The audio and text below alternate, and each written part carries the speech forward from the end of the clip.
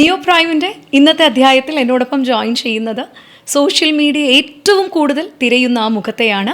സ്വന്തമായ തുറന്നു പറച്ചിലുകളിലൂടെ നമ്മുടെയൊക്കെ മനസ്സിൽ ഇടം നേടിയ റെവല്യൂഷൻ ക്രിയേറ്റ് ചെയ്ത കേരളത്തിലെ മൈത്രേയൻ സാറാണ്. Sir welcome. ഞാൻ ഇൻ്റർവ്യൂസിൽ മാത്രമാണ് സാറിനെ കണ്ടിരിക്കുന്നത്, നേരിട്ട് കാണുന്നത് ആദ്യമായിട്ടാണ്. It's A pleasure seeing you in real sir. Sir വരുന്നു എന്ന് പറഞ്ഞപ്പോൾ തന്നെ എന്തിനെപ്പറ്റിയും ഏതിനെപ്പറ്റിയും ചേച്ചി ചോദിക്കാം, എന്തിനെപ്പറ്റിയും കൃത്യമായിട്ടുള്ള അഭിപ്രായമുള്ള ഒരാളാണ് സാറെന്നാണ് എൻ്റെ എല്ലാ ഫ്രണ്ട്സും ബാക്കിയുള്ള സാറിൻ്റെ സോക്കോൾ സാറിനെ ഏർഡൻ്റായിട്ട് ഫോളോ ചെയ്യുന്ന എല്ലാവരും പറഞ്ഞേക്കുന്നത്. അതുകൊണ്ട് സാർ രാഷ്ട്രീയമുണ്ട്, കുറച്ച് മതമുണ്ട്, കുറച്ച് സൊസൈറ്റി സിസ്റ്റം, അങ്ങനെയൊക്കെ ഓറിയൻറ്റഡ് ആയിട്ടുള്ള ക്വസ്റ്റ്യൻസാണ് എൻ്റെ കയ്യിലുള്ളത്. സാർ എപ്പോഴും റെഡിയാണെന്ന് എനിക്കറിയാം. എന്നാലും ഞാൻ തുടങ്ങട്ടെ സാർ. ഏറ്റവും കൂടുതൽ ജീവിതത്തിൽ ഭയപ്പെടുന്നത്, ഇപ്പോൾ സാർ ഭയപ്പെടുന്നത് എന്തിനെയാണ്? അങ്ങനൊരു ഭയമില്ല. ഭയമില്ല. ഇപ്പോൾ വണ്ടി ഇടിക്കാൻ വന്നാൽ ഞാൻ ഓടും. അല്ല, എന്തിനേലും നഷ്ടപ്പെട്ട ഒരു സമയത്തൊരു ഭയമോ അങ്ങനെ എന്തെങ്കിലും ഒരു ഇൻസെക്യൂരിറ്റി സാറിന് ഏറ്റവും കൂടുതൽ അഫക്റ്റ് ചെയ്തൊരു പോയിന്റ്? അതിപ്പോൾ ഈ യുദ്ധമൊക്കെ ആരംഭിക്കുമ്പോൾ അത് ഫീൽ ചെയ്യും. കാരണം നമ്മൾ ഉണ്ടാക്കണമെന്ന് ആഗ്രഹിക്കുന്നതായ, അല്ലെങ്കിൽ ഞാൻ തന്നെ ജീവിതം കൊണ്ടൊക്കെ ചെയ്യണമെന്ന് ആഗ്രഹിക്കുന്ന കാര്യങ്ങളെല്ലാം ഇല്ലാതായി പോകുന്ന കണ്ണിൻ്റെ മുമ്പിൽ കാണാൻ പറ്റും. മനുഷ്യ തമ്മിലുള്ള ബന്ധങ്ങളെല്ലാം മാറിപ്പോകും. അപ്പോൾ അതുപോലുള്ള പ്രത്യേകിച്ചും മനുഷ്യനിർമ്മിതമായിട്ടുള്ള ഒരു പ്രശ്നം, യുദ്ധമാണത് പ്രധാനമായിട്ടുള്ളത്. അപ്പോൾ അല്ലാതെ ഇപ്പോൾ ഒരു വെള്ളപ്പൊക്കം വരുന്നതോ ഭൂമി ഉൽക്കം ഉണ്ടാകുന്നതൊന്നും അത് സ്വാഭാവികമായിട്ട് നമ്മുടെ ജീവിതത്തിനകത്ത് മരണം പോലെ വരുന്നതാണെന്ന് അറിയുന്നതാണ്. പക്ഷെ ഇത് നമുക്ക് വേണമെങ്കിൽ ഒഴിവാക്കാവുന്നതായിട്ടുള്ള, മനുഷ്യർക്ക് ഒഴിവാക്കാവുന്നതായ ഒരു കാര്യം, ഒരു അനുചിതമായി കടന്നു വരുന്ന ഒരു പ്രശ്നമായിട്ടാണ് അതിനെ കാണുന്നത്. അപ്പോൾ അത് നമുക്ക് അസ്വസ്ഥത ഉണ്ടാക്കാറുണ്ട്. എന്നാൽ ഇതുവരെ ജീവിതത്തിൽ ഇത് നഷ്ടപ്പെട്ടപ്പോഴാണ് കുറച്ചെങ്കിലും ഒരു പെയിൻ സാറിന് ഉണ്ടായതെന്ന് തോന്നിയ ഒരു കാര്യം? അത് ഇഷ്ടമുള്ള മനുഷ്യർ മരിച്ചു പോകുമ്പോൾ അതുണ്ടാകാറുണ്ട്. പ്രിയപ്പെട്ടവരായ ആൾക്കാർ ഒത്തിരി പേര് മരിച്ചു പോയിട്ടുണ്ട്. എൻ്റെ കൂട്ടുകാരായിരിക്കുന്നവരെല്ലാം പോയിട്ടുണ്ട്.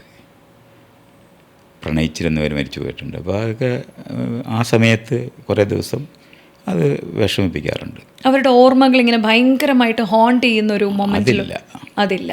ഞാൻ ഈ മരണം അറിയുന്ന ആളാണ്.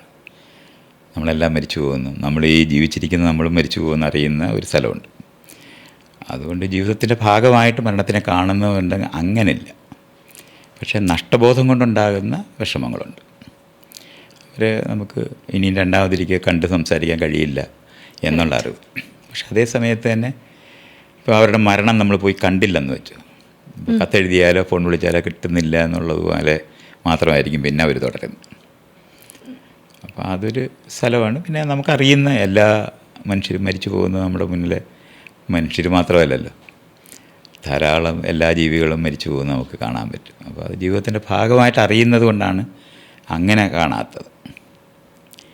എന്നാലും നമ്മുടെ ഏറ്റവും പ്രിയപ്പെട്ടവരായിരിക്കുന്നവർ, നമ്മൾ പോയി കാര്യം പറയുന്നവർ, ഇപ്പോൾ കൊച്ചി വന്നാൽ കാണണമെന്ന് ആഗ്രഹിക്കുന്ന ഒരാൾ ഇല്ലാതായിപ്പോയാൽ ഒക്കെ ഉണ്ടാകുന്ന പോലുള്ള പ്രശ്നങ്ങളുണ്ട്. അത് അനുഭവിച്ചിട്ടുമുണ്ട്. ഈ മരിച്ചവരുമായിട്ട് സംസാരിക്കാൻ, കണക്ട് ചെയ്യാൻ ഈ ഓജോ ബോർഡ് പോലുള്ള കാര്യങ്ങളുമായിട്ട് പല വിദഗ്ധരും അതിനെ സപ്പോർട്ട് ചെയ്യുന്നതൊക്കെ ഞാൻ കേട്ടിട്ടുണ്ട്. സാറ് അങ്ങനെ എന്തെങ്കിലും ഒരു ആഫ്റ്റർ ലൈഫിലോ അതുമായിട്ട് വരുന്ന ഏതെങ്കിലും കാര്യങ്ങൾ അങ്ങനെ അറ്റംപ്റ്റ് ചെയ്തിട്ട് വല്ലതും ഉണ്ടോ സാർ? ഇല്ല. അതൊരു ഞാനൊരു പ്രീ ഡിഗ്രിക്കൊക്കെ പഠിക്കുന്ന സമയത്ത്, ആ സമയത്തൊക്കെ കൂട്ടുകാരായിരിക്കുന്ന ആൾക്കാരൊക്കെ ഇങ്ങനെ പറഞ്ഞിട്ടൊക്കെ കേട്ടിട്ടുണ്ട്. സ്റ്റൗവൊക്കെ എടുത്ത് വെച്ചിട്ടൊക്കെ തൊട്ടിട്ട് അത് അനങ്ങും എന്നൊക്കെ പറഞ്ഞിട്ട്. പക്ഷേ പിൽക്കാലത്ത് എനിക്കതിനെപ്പറ്റിയൊക്കെ മനസ്സിലായ സമയത്ത് അങ്ങനെയൊന്നും തന്നെ ഇല്ലെന്നറിയുന്ന ഒരാളാണ്. അല്ലാതെ സംശയങ്ങളൊന്നും അവിടെ ഇല്ല. മരിച്ചാലവിടെ വെച്ച് തീരുന്ന മനുഷ്യർ മാത്രമേ ഉള്ളെന്നറിയാം. വിവാഹത്തെപ്പറ്റിയും പ്രണയ ജീവിതത്തെപ്പറ്റിയൊക്കെ ഒരുപാട് ഇൻ്റർവ്യൂസിൽ സാറ് പറയുന്നത് നമ്മൾ കേട്ടിട്ടുണ്ട്. അതുകൊണ്ട് അതൊന്നും ആവർത്തിക്കുന്നില്ല. എന്നാലും നാളെ രാവിലെ വിവാഹം കഴിക്കാൻ നിൽക്കുന്ന ഒരു പെൺകുട്ടിയോടും ആൺകുട്ടിയോടും സാറ് നൽകുന്ന ഒരു സിംഗിൾ പീസ് ഓഫ് അഡ്വൈസ്? ആകെപ്പാടെ ഞാൻ പറയുന്നത് അവരുടെ തിരഞ്ഞെടുപ്പായിരിക്കണം എന്നുള്ളതാണ്. തിരഞ്ഞെടുത്തവർ തമ്മിലാണ് വിവാഹ കരാറുകളിൽ ഒപ്പിടേണ്ടത്. അല്ലാതെ അമ്മയും അച്ഛനും കുടുംബങ്ങളും ആലോചിക്കുന്ന ഒരു വിവാഹത്തിൽ അവർ ഇടപെടരുത്. ഞങ്ങളുടെ വിവാഹമായി എന്ന് പറയുന്ന ഒരു കുറി കാണാനാണ് എനിക്ക് ആഗ്രഹം. നിങ്ങൾ വരിക, അത് മാത്രമേ ഉള്ളൂ ആൾക്കാരോട് പറയുന്നത്. തെരഞ്ഞെടുപ്പാണ് ജനാധിപത്യപരമായി പൗരന്മാരുടെ അടിസ്ഥാനപരമായ അവകാശമാണ് നമ്മുടെ ഭരണാധികാരികളെയോ അല്ലെന്നുണ്ടെങ്കിൽ നമ്മളെ സേവിക്കാനായിട്ട് വരുന്നവരെയോ ഒക്കെ തിരഞ്ഞെടുക്കുന്ന പോലെ ഇണകളെ തിരഞ്ഞെടുക്കണം. തിരഞ്ഞെടുക്കാത്ത ഒരാൾ വിവാഹം കഴിക്കരുത്. അത് മാത്രമാണ് പറയാനുള്ളത്. സർ, കേരളത്തിൽ ഏറ്റവും കൂടുതൽ എനിക്ക് തോന്നുന്നു മാധ്യമങ്ങൾ ആഘോഷിച്ച ഒരു കാര്യമായിരുന്നു നമ്മുടെ ഇപ്പം കഴിഞ്ഞ തെരഞ്ഞെടുപ്പ്.